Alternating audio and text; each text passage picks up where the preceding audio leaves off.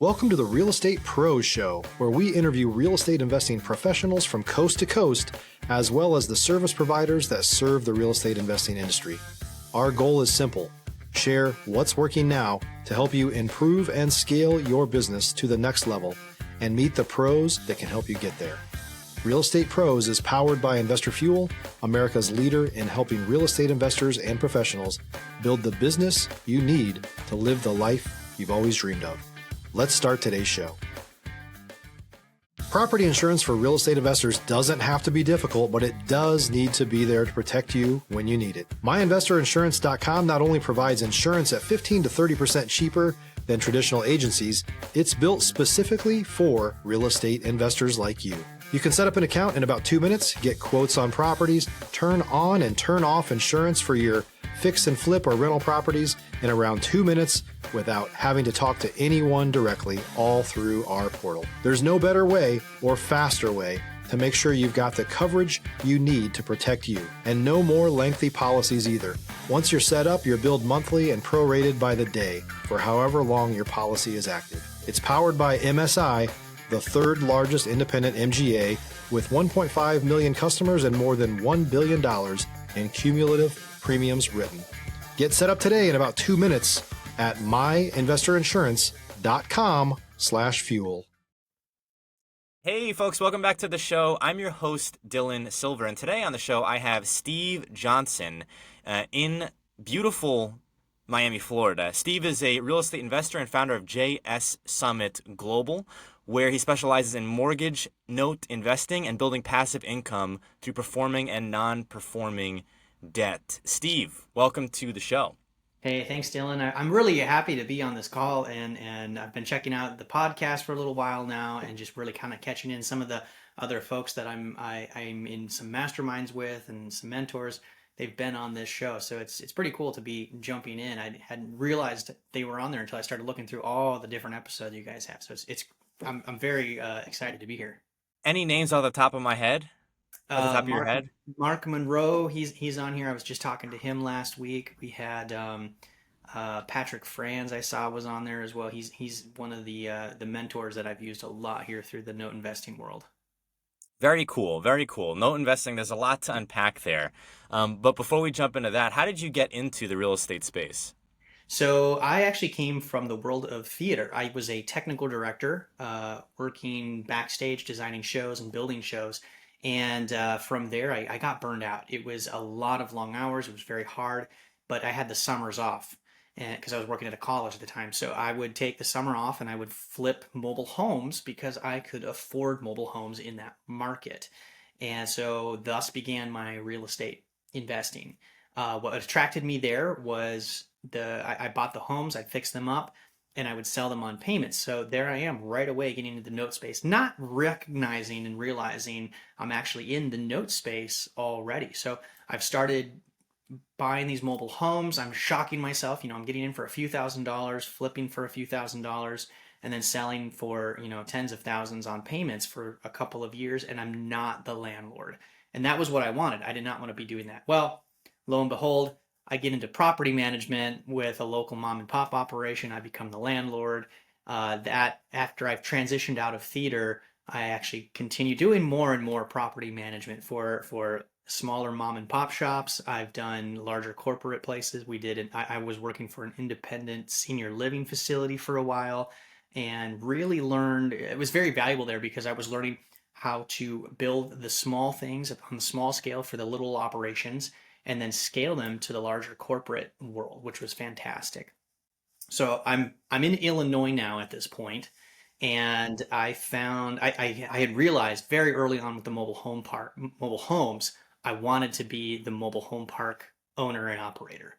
And so I was on the hunt to find my own park. And I was hunting, I was working really hard. I had it in my head.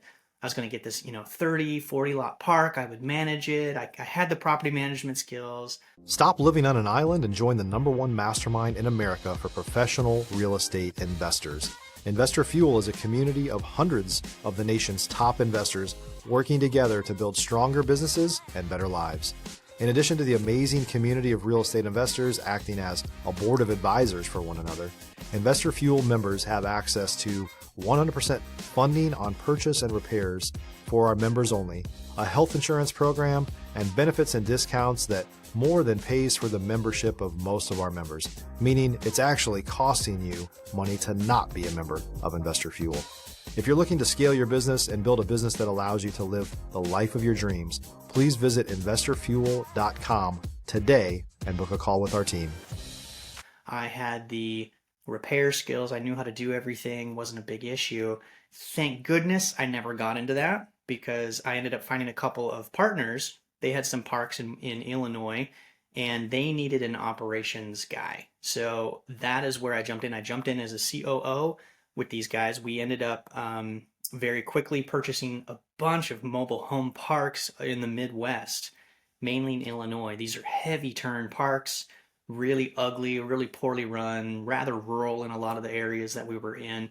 And so we built our team. We grew it up to about 16 parks by the time that I left at around end of last year or so. And, I was with those guys for a handful of years. Great partnership, great team I was working with. But I had a competitive edge because I had gotten into some mortgage notes with someone else. We had bought a couple of really cheap mortgage notes. We worked minimally on them, and I was making almost the same money as I was on this mobile home park that was eating up all my time and headache and chaos and drama, because it was the tenant base is very difficult, and it was very heavy turn parks. And so here I am, I'm weighing the options, like, okay, man, do I stick with this really hard, difficult asset class, and it's not turning into the cash flow cow that I had thought it would be, because they're heavy turn parks, or do I go with mortgage notes, which require a lot less effort to really kind of keep the machine going? It's a lot slower, it's unsexy, it's less dramatic. And so also to help my wife out with her business, I left the team with the mobile home parks. I'm helping her with her business, and then I'm growing my own note investing with JS Summit Global as well. And now my focus has been mainly non-performing debt, because there's more you can do to manipulate the mortgage note or the deal that you have with the borrower. It's a very advantageous space to be, because there is a lot of outcomes you can start to throw towards the borrower. Are you gonna come back and start paying things? Do we want to do cash for keys? Worst case scenario, do we foreclose? What's going to happen? So there's really a lot of options there with the non-performing side. Are you currently in Illinois? No, Miami right now. Yeah. Okay. Let's talk about that, because I love Florida, South Florida. That's definitely considered South Florida, right? Oh yeah, definitely. Okay. So how did the transition Illinois to Miami? Two different worlds. How did that happen? Two very different worlds. So I was in Illinois. I was working mainly property management at that point. Actually, no, that's when I got into the mobile home parks, and I was there for working with those guys. And my partner at the time, she had taken a job down here in Florida, and I remember going, oh, Florida, man. I was not at all excited for Florida. I didn't think it was my vibe. And now I've totally embraced the floral shirts of Miami Vice and everything. I love it here. The weather's fantastic. So came down here. I'm running, as COO of the mobile home park company. I'm running things remotely. We have a team of virtual assistants who do a lot of the day-to-day property management and admin work. And then I'm also doing the notes, which is a completely remote world as well. I can do that at any time, anywhere, as long as I've got internet. It's really computer work. It's sitting and doing some research and jotting down numbers and doing some calculations and seeing what you can do and sending a bunch of emails to lawyers or servicers and maybe the borrowers if you're directly contacting them. Steve, I had a life-changing deal that didn't end up going down because I was so green. This was my first deal under contract for my own company. This was, I want to say almost a year ago at this time. It was like, not a year, it was August of last year. This was San Antonio, Texas. I got a mobile home and an acre and a half of land just outside of San Antonio. I had a couple partners, two partners, and I had no idea what even note buying was. But we had people who had 20, $30,000 down, multiple of them, and we were going to sell a contract that we had for like $100,000, and we had it under contract for about 80. So I was like, this is a good deal for me and my partners. Let's make this work. And I didn't know that it was going to be hard to finance it. I figured $25,000-$30,000 would be enough. So what ended up happening was one of the partners said, well, we can hold the note. You can hold the note. And so I didn't realize this then. I had no idea what that even meant. But I like this was, I think maybe this was ChatGPT was there, but I wasn't really all over ChatGPT then. So I didn't really know what that meant. I did some type of preliminary search and I realized I would have to pay if something were to happen and this person didn't pay. What if they moved the mobile home off? What if X, Y, and Z? So I was so green into this. That deal ended up falling through. But now that I'm in the note buying awareness, I'm like, man, that deal really fell through my fingertips there. If you're looking for consistent, high-quality leads, look no further than Investor Machine. Investor Machine isn't just another agency. It's the most sophisticated, data-driven lead generation company on the planet for real estate investors and serves the role of being not just a lead generator for your business, but a marketing partner that is helping you achieve your goals along the way.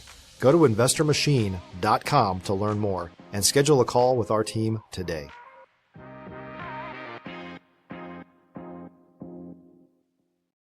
Oh man, I love the awareness. I'm going this weekend to a diversified mortgage expo is here in Nashville. And I remember the first year I went, it was speaker after speaker after speaker was up on the stage and they're saying, I don't want to own real estate anymore. And I was going, what? That does not make sense. That's not what all of the books say. That's not what all of the gurus do. And now I get it. Now I don't really want to own real estate anymore. Now it's about controlling that debt against that real estate, just like the banks are doing. You know, the banks, when you go look at banks, yeah, they have a portfolio of homes and properties because they kind of got stuck with it, or it's a unique advantage play. But their main business is not property management, acquisition of homes, whatever. You know, it's not that. It is lending. And so that's where I'm putting myself in that same position as banks. And in fact, as a note buyer, I step into the shoes of the bank. Exactly the same shoes, same set of sneakers. You know, it's no different. I have the same paperwork in place. I have the same rights. I have the same obligations. And it is, you know, just like you might get in the mail that letter that says, hey, congratulations, you need to now make your mortgage payment from this bank over to this bank. I'm that second bank at this point. You just don't realize I'm not a big giant bank. You know, it can Right. happen. It happens all the time. It happens with student loans. It happens with credit card debt. It happens with car loans. A lot of the time, you know, people don't realize it, but their mortgage, the day that they get their mortgage assigned and they close, that day or maybe the next day, their mortgage has already traded hands on the secondary market to another note buying bank or firm or something. It's a Yeah. very fascinating, unique world a lot of people are not aware of. Yeah, these small banks, I learned about this when I got my real estate license, you know, Fannie Mae and Freddie Mac. These small banks can't hold on to these notes forever. Otherwise, they're going to run out of money super fast, right? Yeah. And Yeah. so I believe that's the secondary market is, you know, how that works. But talking about going from mobile homes to note buying, I want to do a deep dive into this if it's okay with you here. So the mobile home space, very unique. Um, you do have to have some level of savvy to even understand how this works, because in many cases it's not real property unless it's affixed to the land. Banks, like I experienced, have difficult time loaning on it or don't want to loan on it. So when you were getting into that space, you mentioned fixing and flipping. Was this all brand new to you? As I got into the mobile homes themselves, it was new. You know, that was my first venture. But into the parks, that was I had partners. So we had the acquisition partner, and we had the partner who knew all of the big infrastructure, and then I was the property management and operations guy. You know, they were, as I like to put it, they were the guys with their foot on the gas, my foot was on the brake, or they were shooting from the hips, I was taking my time to aim. You know, it was a very good balance that we struck with each other.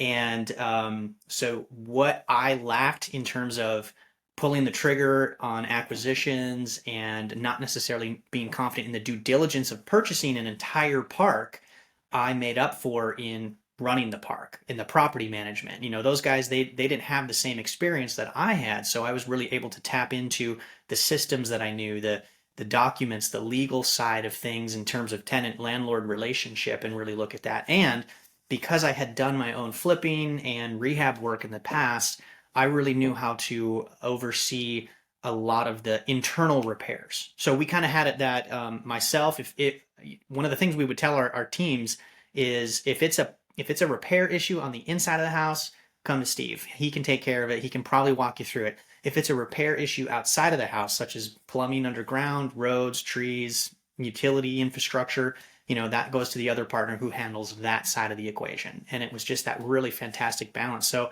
I am super, super pro partnership, because Yeah.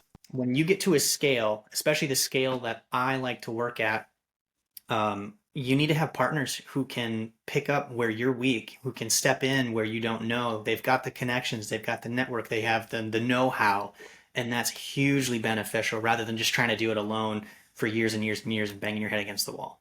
Have you sold off any of these mobile home parks? If you're a new or newer real estate investor looking to launch or grow your real estate investing business, please check out Investor Fuel Club. It's a coaching community, but unlike anything you've ever seen before. And you can actually partner with members of our mastermind from coast to coast on deals right in your market. There's no better opportunity to build a consistent business than to literally partner with pros to help you avoid costly mistakes, avoid the need for capital to do deals, and help you eliminate your fears as you're starting your business. Learn more about Investor Fuel Club at investorfuel.com/club. Yes, so I sold off my position actually with the partners, and I left the company at the end of Q3 last year, and it was a really nice. I was very fortunate that it was a good, clean break from the partners. We're still on good terms and everything. It was not a messy divorce as many people go through. And I think that's probably a good part, because we were on Yeah. the up, and it was before things got real messy. And I was just seeing like, wow, the amount of work I'm putting in over here on the mobile home parks, it's a full-time job. And I got into the mobile home park space for passive income. So it was defeating the purpose. Whereas the Yeah. note investing, I can turn that into a full-time job if I'd like to, but really right now I'm at a scale where things are going really slow. I'm putting in minimal time. I need to grow and continue just building that business and that machine so I can grow to the scale that I want to be at in the next couple of years. Talking about the life cycle of a mobile home park deal, from searching for the deal, acquiring the deal, getting it under contract, fixing and flipping, or fixing and holding, to then selling or selling your position in it. Can you guide us through some of the niche work or some of the process there that is maybe different or challenging versus single family residential? Uh, Boy, there is so much. With just the mobile homes themselves, they are assets that depreciate. They do not gain value unless you're in a Okay. really unique market. But that's not going to happen for 90% of the people who have parks or want to get into that space. So you have an asset that depreciates.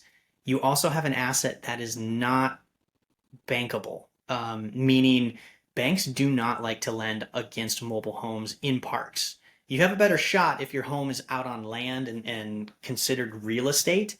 It's still not as attractive to a bank as single family home. But when you've got a mobile home in a park where there's lot rent, there's still the owner of the park has definite final say over things. Uh, the banks really struggle with that, and that's also Yeah. typically you're dealing with a lower quality borrower too.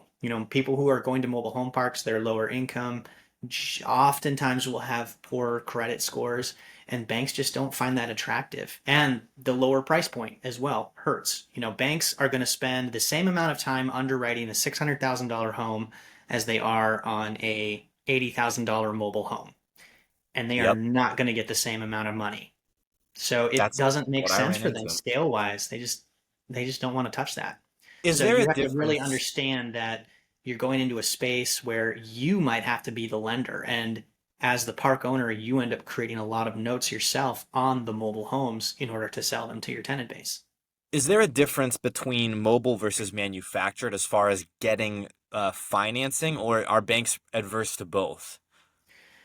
Um, there that's a really good question and a very tough question to answer because a Yeah. lot of people have those two words mixed in the wrong ways in the wrong in the it's a really unique fine line there.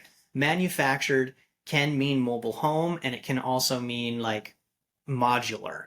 Modular is going to be more attractive to a bank because they're more traditionally built. Unfortunately, I think, in my opinion, banks really have it wrong because today's mobile homes Yep. are built at better construction standards than most local single family homes. And that's because every mobile home coming out of the factory anywhere in the country needs to meet HUD guidelines. Hmm. And to meet HUD guidelines, they're It's hard. typically above, or a lot of the time because the factories don't know where the home's going to end up, they're going to build them above HUD guidelines. Whereas Yeah. when you go to, the homes that are built in Arizona with, no sheathing on the outside, they just have the paper and then they do the siding, they're doing the minimum. But you can't do that with a mobile home because it could end up in Arizona, it could end up in Texas, it could end up in Colorado. So you build it to a higher quality. And unfortunately, mobile homes still carry this negative Yeah. connotation with them. Yeah. I mean, talking about the real estate space as a whole for consumers, for people that are looking to buy a home, and then interfacing that with the mobile home space, we're seeing more and more of creative, I would say, dwelling situations.